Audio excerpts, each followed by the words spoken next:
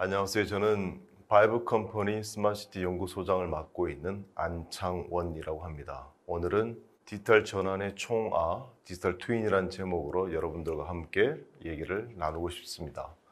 현재 디지털 트윈은 굉장히 많은 사람들이 알게 된 새로운 용어입니다. 최근에는 또다시 메타버스라는 용어가 새롭게 등장을 했는데 이 둘 간의 차이도 강의 말미 무렵에 다시 한번 말씀을 드리고자 합니다. 디지털 시대의 새로운 창업이 활발하게 일어나고 있습니다. 디지털 콘텐츠를 대상으로 창업하는 것도 물론 중요하지만 디지털 기업으로서 갖추어야 할 소양에 대해서 오늘 이 시간을 통해 함께 나누었으면 좋겠습니다. 디지털 전환 또는 디지털 혁신 또는 디지털 탈바꿈 여러 가지 용어를 쓰고 있습니다. 이 디지털 전환의 시대에 디지털 트윈이 왜 각광을 받고 있는지 그것을 같이 조명해 보고 싶습니다. 왜 디지털 전환인가? 이론이 종말되었는가? 또는 데이터로 인해서 새로운 이론은 어떻게 개발을 하는가? 빅데이터란 무엇인가? 시뮬레이션은 왜 필요한가? 디지털 전환의 핵심 요인은 무엇인가? 그리고 우리가 오늘 이 강의를 통해서 집중적으로 함께 나누고자 하는 개념인 디지털 트윈은 무엇인가? 디지털 트윈으로 우리는 무엇을 하려고 하는가? 집대성과 실험이 과연 그 중심에 있지 않은가? 그리고 디지털 시대 창업가는 디지털 기업을 이루기 위해서 왜 데이터에 집중하고 디지털 트윈을 같이 조성해 나가야 되는지를 함께 말씀드리고자 합니다. 지금은 그 첫 번째로 왜 디지털 전환인가? 우리가 흔히 디지털 전환을 얘기를 할 때 근거 기반의 의사결정 또는 데이터 기반의 합리적이고 객관적인 의사결정을 많이 얘기를 합니다. 지금까지 모든 이론의 개발 또는 과학적인 발견이라고 하는 것은 보이지 않는 것들을 보이게 만드는 것에 집중되어 있다고 보시면 될 것 같습니다. 우리말에도 백문이 불여일견이라는 말이 있고요. 서양의 속담에도 Seeing is believing, 보는 것이 믿는 것이다 라는 말이 동서고금을 막론하고 동일하게 존재합니다. 여러분 이 그림을 한번 보십시오. 굉장히 간단한 그림입니다. 이 그림을 상대방에게 보여주지 않고 이 그림을 그대로 그리도록 설명하려고 한다면 얼마나 많은 노력이 될까요? 제가 어느 강의 시간에 한 학생을 앞으로 불러내어 놓고 이 그림을 보여주고 다른 사람한테 설명을 하라고 했습니다. 그리고 나머지 학생들은 그 설명을 들은 대로 그림을 그리도록 만들었죠. 이 그림을 그대로 그려낸 사람들이 거의 없습니다. 하지만 이것은 말로 설명하는 것이 아니라 그림을 그냥 보여주면 모든 사람들이 단박에 이 그림을 알아차리고 그대로 똑같이 그려낼 것입니다. 보여주는 것이 얼마나 중요하다는 것을 단적으로 드러내는 사례라고 볼 수 있습니다. 이것은 망원경입니다. 우리가 멀리 있어서 보이지 않는 것들을 보이게 만들었기 때문에 천문학이라든지 또 다른 과학적인 분야에서 얼마나 많은 것들이 이루어졌는지 우리가 역사적인 사실을 통해서 알 수 있습니다. 너무 멀리 있어서 보이지 않던 것들을 보이게 만들었기 때문에 우리가 그동안 알지 못하던 것들을 알게 되었고 우리가 살고 있는 세상이 어떻게 구성되어 있는지 이 우주는 어떻게 돌아가는지에 대한 좀 더 많은 정보들을 확인할 수 있게 되었습니다. 자, 멀리 있어서 보이지 않는 것들을 보이게 만드는 것이 있다고 한다면 너무 작아서 우리에게 보이지 않는 것들을 보이게 만든 것이 바로 현미경입니다. 지금은 우리가 코로나로 인해서 눈에 보이지 않지만 이 바이러스나 세균의 존재를 믿고 있습니다. 하지만 불과 19세기 중반까지만 하더라도 이 세균의 존재를 설명하려고 했던 수많은 과학자들이 굉장히 많은 핍박을 받았습니다. 눈에 보이지 않는 것들을 가정하고 설명을 했었기 때문에 그렇죠. 하지만 현미경을 우리가 발명하였고 그 현미경을 통해서 눈에 보이지 않는 것들을 보이게 만든다고 한다면 그것을 알지 못하는 사람들을 설득하는 것이 훨씬 더 쉬워진다는 것이죠. 이와 같이 보이지 않는 것을 보이게 만드는 것. 그것은 우리가 알지 못하는 것을 알게 하는 그 첩경이라고 얘기를 할 수 있습니다. 2017년 무렵에 IBM이 매년 그 해에 가장 중요한 그리고 그 해에서 전망했을 때 향후 5년 안에 가장 중요한 기술 5가지를 5in5라는 제목으로 발표를 하고 있습니다. 그 당시 발표했던 기술들의 그 주제를 살펴보면 한마디로 요약할 수 있는데 그것이 바로 The invisible made visible, 보이지 않는 것을 보이게 만드는 기술이라고 우리말로 번역할 수 있습니다.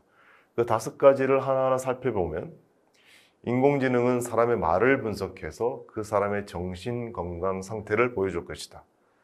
정신건강 상태라고 하는 것은 우리에게 보이지 않습니다. 그것을 볼 수 있는 여러 가지 방법이 있겠으나 우리가 손쉽게 일상적으로 사용할 수 있는 방법은 그 사람이 평상시 하는 말, 음성, 이것을 분석해서 그 사람의 정신건강 상태를 보여줄 수 있는 기술을 개발할 것이고, 그 기술이 향후 5년 내에 굉장히 큰 사회적, 경제적 효과를 가지고 올 거라는 것을 예견을 했습니다.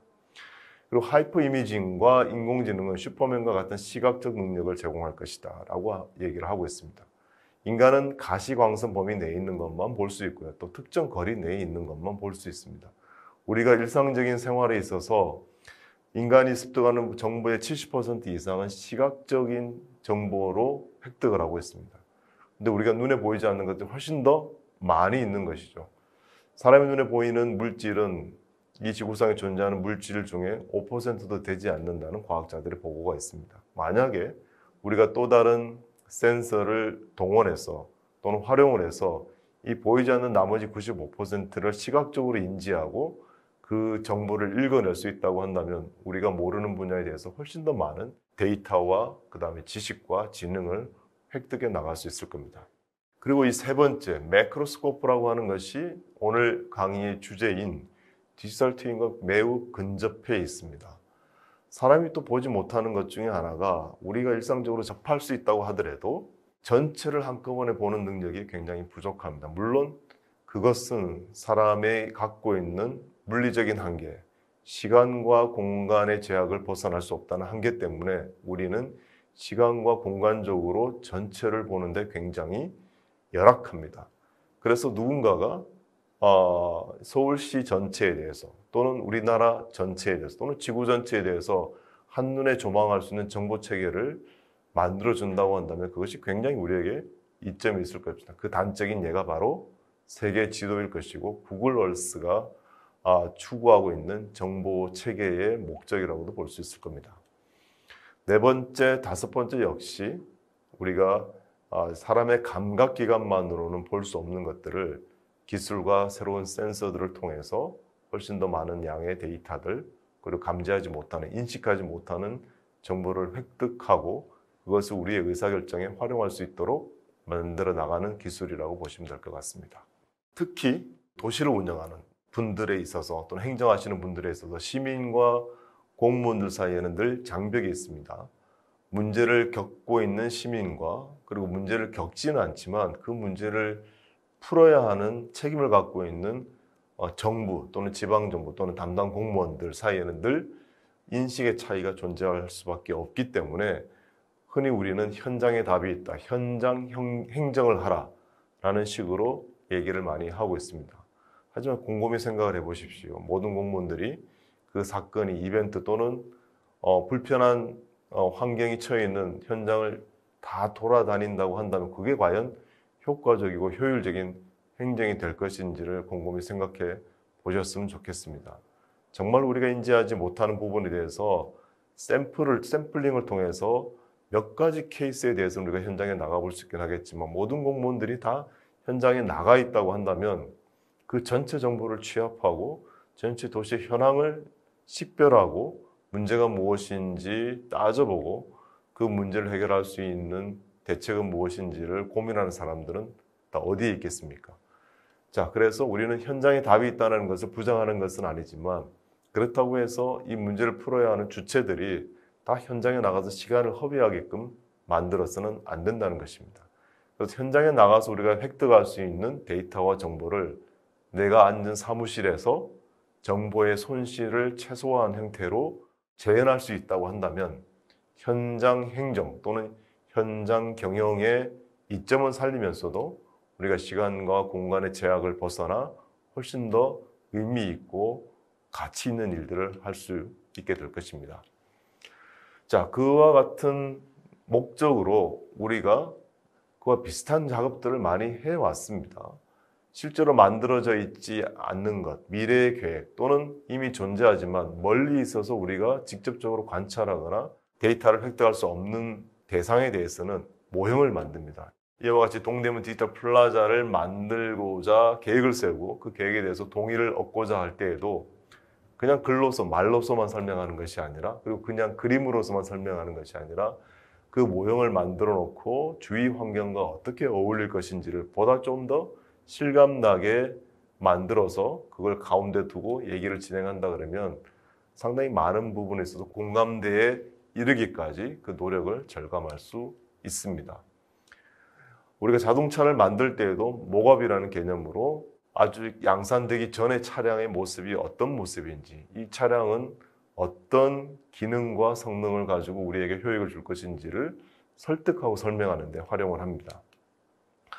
새로운 디자인의 새로운 차량에 대해서 실제 그게 구동되진 않지만, 움직일 수는 없지만 진흙이나 또는 나무와 같은 재료들로서라도 그 모양을 만들어내고 그 모양에 대한 공감대를 만들고 차에 대한 시장의 가능성을 가늠해 보는 것이 일반적인 방편입니다. 자, 우리가 데이터에 기반해서 객관적인 의사결정을 내리자, 우리의 인식을 바로잡자라고 얘기를 하는 데는 또 다른 우리의 한계점들이 있기 때문에 그렇습니다. 이 슬라이드에 보시면 세 가지 간단한 문제가 있습니다. 현재 전 세계 저소득층 국가에서 초등학교를 마치는 소녀의 비율은, 그리고 전 세계 1살 어린이 중에서 예방접종을 받는 사람들의 비율은, 그리고 전 세계에서 전기를 사용하는 인구의 비율은, 여러분은 정답이 뭐라고 생각하십니까? 제가 번호를 붙이지 않았지만 앞에서부터 1번, 2번, 3번이라고 한다면 이 세 가지 문제의 답은 무엇일까요? 자, 지금 여러분들이 제가 직접 답을 들을 수는 없으니까 제가 추정을 해보겠습니다. 여러분들 중에 상당히 많은 분들이 정답이 1번 아니면 2번이라고 얘기를 하실 것 같습니다. 하지만 여러분의 예상과는 다르게 이 세 가지 문제의 답은 모두 다 3번입니다. 우리가 인식하고 있는 세상보다 실제 세상은 조금 더 살기 좋은 곳이라는 것에 대한 반증이죠. 오른쪽 위에 있는 것처럼 이 세 가지 문항은 팩트풀리스라는 한스 로슬링이라는 학자가 유작으로 남긴 책 속에 있는 10여 문항 이상의 문항 중에 3개만 따온 것입니다. 이분이 이와 같은 문제를 15개인가 16개인가를 골라놓고 여러 자리에서 실험을 했습니다. 일반 학생들에게도 실험을 했고요.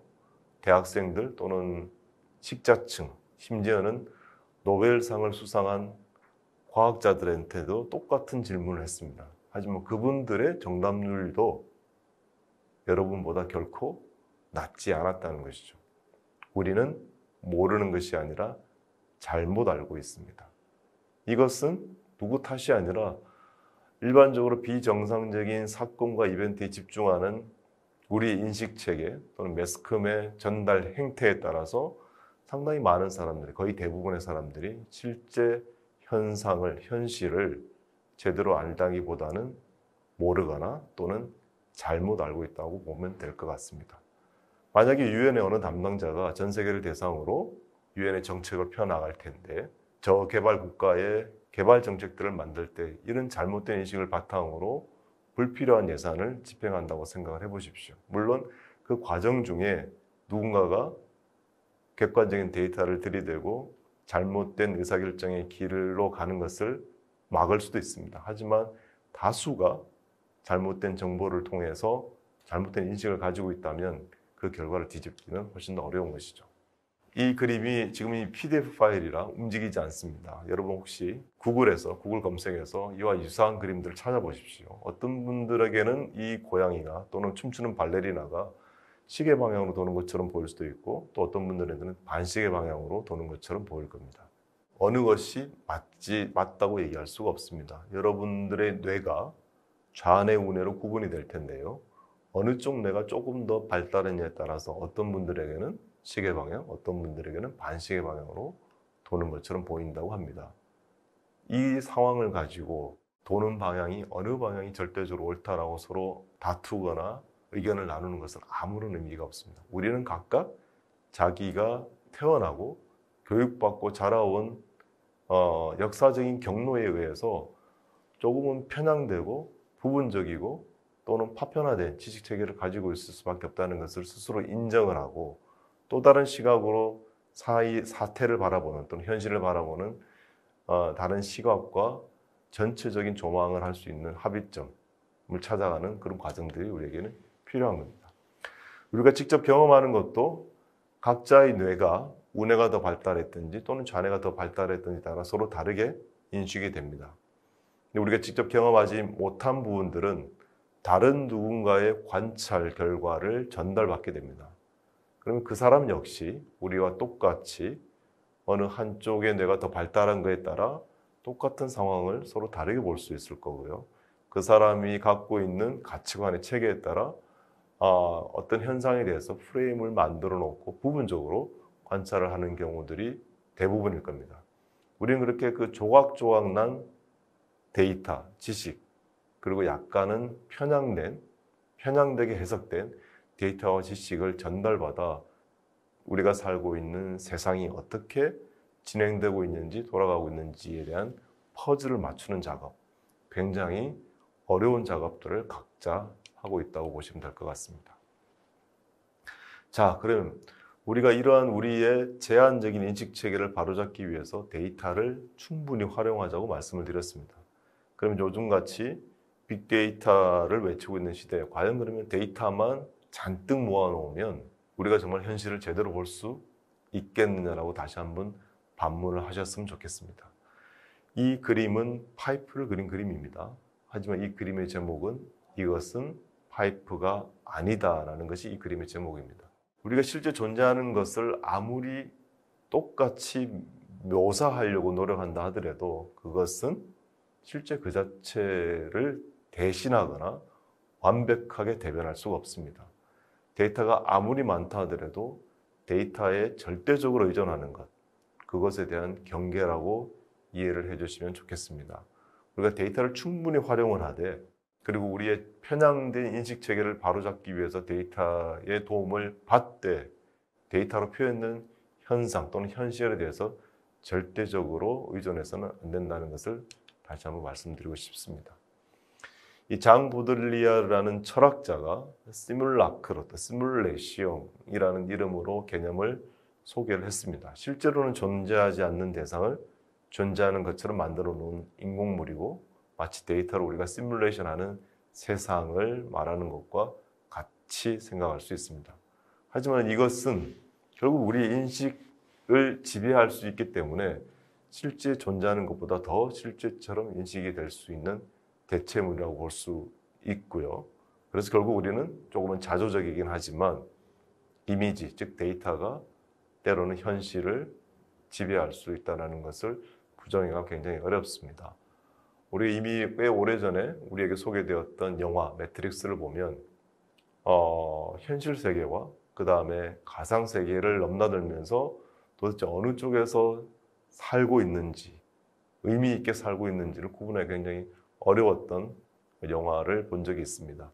그와 마찬가지로 정말로 이미지가 현실을 충분히 근사하게 묘사를 할 수 있고 그 속에서 우리의 활동이 가능하다고 한다면 장자 사상에서 얘기한 것처럼 꿈인지 세상인지 구분하기 어려운 그런 세상이 되지 않을까 싶습니다.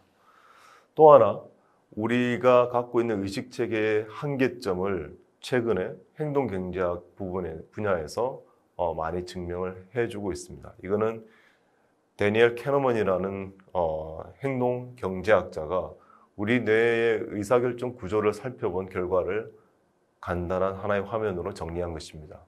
일반적으로 우리의 뇌는 두 가지 사고 시스템을 가지고 있다고 합니다. 특정 이름으로 붙이기 어려워서 그걸 하나는 시스템 1, 또 하나는 시스템 2라고 구분해 놓고 있고요. 시스템 1은 그냥 기억에 의존한 의사결정이라고 보시면 됩니다. 마치 컴퓨터로 비교한다면 특정 메모리에 있는 값을 읽어와서 그대로 활용하는 것이라고 보시면 되죠. 계산할 필요가 없기 때문에 에너지 소비가 그만큼 적습니다. 하지만 시스템 2는 계산을 통한 합리적인 사고를 통한 의사결정이 시스템 2입니다. 이건 굉장히 시간이 많이 걸리는 프로세스이고요. 그리고 에너지가 많이 소비되는 프로세스입니다.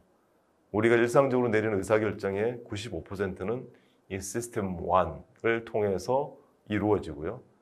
단 5%만이 합리적인 의사결정 또는 합리적인 사고 체계를 거쳐서 우리의 최종적인 의사결정을 하게 됩니다. 이와 같이 95%를 차지하는 시스템 1의 의사결정 과정, 의사결정 체계를 도와줄 수 있는 환경이 없을까? 여러분들이 기업을 만들고 창업을 하고 그다음에 여러 가지 비즈니스 환경에서 수많은 의사결정을 하게 될 텐데 여러분 역시 꼼꼼히 따져보고 결정을 내리지 못하실 겁니다. 그냥 여러분들의 경험과 짧은 식견에 의해서 시스템 1을 가동하게 될 것이죠. 잘못된 판단을 내리게 될 가능성이 그만큼 크다는 겁니다. 특히 지금까지 경험해 보지 못한 새로운 상황과 환경에 대해서는 이 시스템 1의 작동은 우리에게 잘못된 의사결정을 가져다 줄 수 있습니다.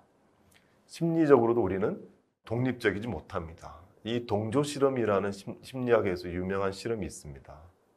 자, 여러분 여기 왼쪽에 있는 표준선이 있고요. 그것과 똑같은 길이의 선이 2번에 위치하고 있고 1번과 3번은 그거보다 짧은 선입니다. 근데 6명이 먼저 작당을 합니다.